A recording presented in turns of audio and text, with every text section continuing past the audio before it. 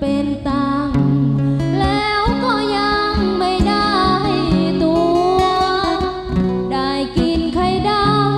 สดๆขาวๆหอมๆฟุ้งๆอย่าลืมบ้านทุ่ง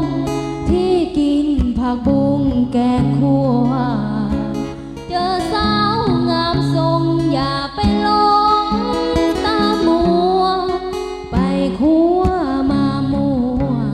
ระวังตัวหน่อยนะเก็บเงินได้เท่าไรแล้วพี่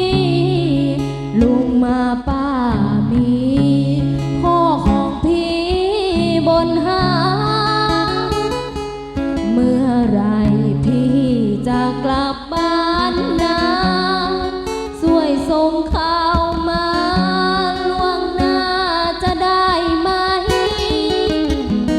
หากพี่กลับมาซื้อผ้า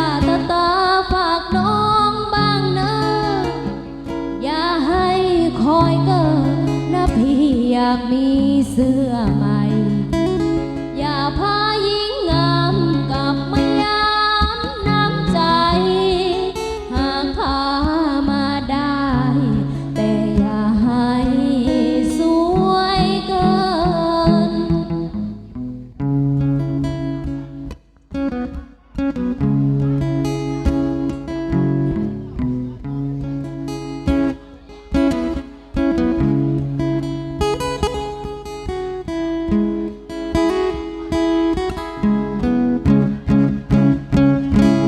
เก็บเงินได้เท่าไรแล้วพี่